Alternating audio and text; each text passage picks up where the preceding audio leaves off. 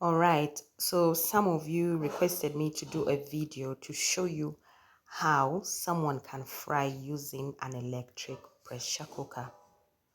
And I said, hold up, let me show you. So you put your cooking oil, you make it heat a bit, and then you put in the onions. Make sure the cooking oil heats a bit, and then you put inside the onions. And then after that, you just leave it to fry, depending on how you like your onions. Do you like it golden brown? Do you just like to fry it a little? Personally, there are certain things when I'm frying, I like it golden brown. You can see here, it's already starting to turn golden brown. Here's an important instruction to follow. This electric pressure cooker has a manual timer setting. So when you're going to fry, you leave the lid open and you set the timer to, depending, because I've not used it for a while, I know how many minutes to set it. So let's say 30 minutes, but you can set it 15 minutes. You can always adjust in case the onions or whatever it is that you're frying is not yet ready. You can still adjust the time until it is up to the point that you want it to be fried. So my meat is here. My onions have already browned to the way I want. And now I am putting inside the meat, portion by portion, as the flavor of the brown onions,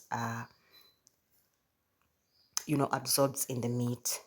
There's a certain flavor and aroma that when the onions become golden brown has, that is so delicious. I mean, you can even fry your meat like that without putting any other ingredients and it will be so delicious. Just the golden brown onions.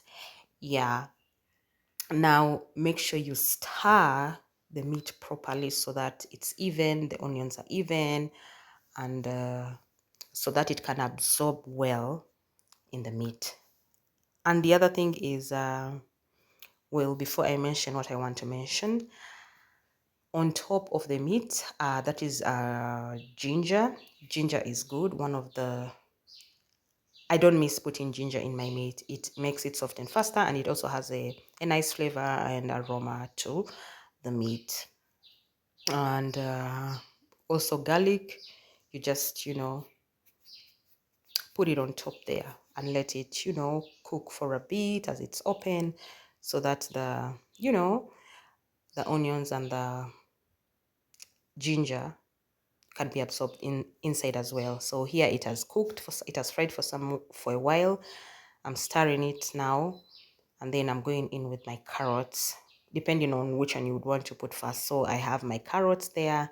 Normally I would put tomatoes, but today I said, let me go with carrots first. Depending on you, you can go with carrots first, you can go with tomatoes, you can decide and say, let me start with my green pepper. There's no particular format here. I'm just showing you how to fry your meat. Yeah, so the next step is I'm going to put my tomatoes. So I cut my tomatoes together with the green pepper, as you can see here. So I'm just going to pour them inside the meat, and I'll ensure that the tomatoes go under the meat. The meat should come on top so that the tomatoes cook easily and become soft easily. Yeah, and there are different ways to fry meat. Some people, I also do that. Sometimes I'll put my meat direct, I'll wash it and then put it direct in the saucepan and I make it cook, fry a bit, and then the water gets done, and then I cut the onions on top, and then I go with the tomatoes, like that. But this time around I was like, let me fry direct, let me put the cooking oil, and then I put the onions, and then I put the meat. So you can do it whichever way. And so here is the setting. This is what I was talking about. So you see, I had set it to 30 minutes when I was going to fry. Now it is almost going into 15 minutes. And I know by the time the tomatoes get ready, probably the timer would have gone off. So what you can do at that point, you can readjust to maybe 30 minutes, or if possible, you can continue cooking. Maybe by that time, the tomatoes would have cooked and would have softened. Yeah, so that is an important thing to remember. So just know that whenever the timer goes off, reset it again until you feel your tomatoes and whatever it is that you've put to fry have fried to the point you want. There's no harm in it. It will not spoil it as long as you cook it when it is open. Excuse me. So I'm going in with my Royco, my spices now. But for this time around, I wanted to do it a bit different. I normally put in my spices all at once and then I cover. But today, I'm just going to put in the Royco first. So as you can see, my tomatoes have cooked well. It has become soft. I mean, if it was possible, I would eat that meat like that. Only that it's a bit still hard.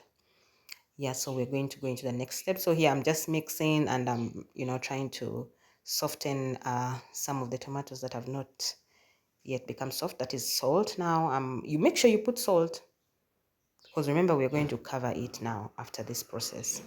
So you add in your salt, and then after that, now everything is ready, the tomatoes and everything. Now you're going to add water. And with the electric pressure cooker, my darling, if there's one thing you should not do is put a lot of water, because for it doesn't make the water get done. It just makes the whatever it is that you're cooking, either meat or beans, to get ready, but the water remains the same. So here I am covering it. As you can see, this is very important, because when you cover, are you seeing that pointer there? When you cover, even when I try to open, it opens because there's still no pressure. So I covered it and I make sure the point is at the seal. So now remember here, I fried my food at 30 minutes and the timer didn't go off. So what I will do, or what you will do, is after you've covered it, you can always reset. So I'm going to reset it to 60 minutes. That is an hour, because I want my meat to be soft. Now here it is ready. I had already released the pressure, and so I'm able to open my electric pressure cooker. Voila. As you can see, the meat is ready. It is even soft. Let me show you. Now, the timer went off. I am going to now cook it again. So now you set it to around 15 minutes, even lesser, maybe 10 minutes or 5 minutes, depending. For the purposes of this video, I'm just going to maybe increase on the time more. Now here, I'm going to just let it, cook, so that the water that I put, the amount should reduce a bit to just make the soup a bit thick. That's my meat there. So I want to show you how soft it is. Oh my God. Oh my God. That is the power of an electric pressure cooker. Oh, I'm just going to test that. Now, guys, look at my mingling stick. This is what charcoal used to do to me. Imagine. But I love my mingling stick. I've kept them for a while. So now, as you can see, the soup has thickened. And yeah, I think later on I put in my other spices, and the time is almost. So I told you can set it 10 minutes or 5 minutes. Now you see my sauce is ready, but I had put excess time, meaning you just have to put it off. Don't worry. It will go, just leave it. The time will go itself. So this is how it looks. So yummy-licious. Oh my God. So tell me, what would you eat this meat with? Would you eat with posho, matoke, ugali, amaposho, whatever it is? Where do you come from? What would you eat it with? Would you eat it with bread? I mean, let me know in the comment section. Have you learned something? Would you try it out? Let me know also what else you would like me to show you. By the way, first subscribe. Please subscribe and like. Bye.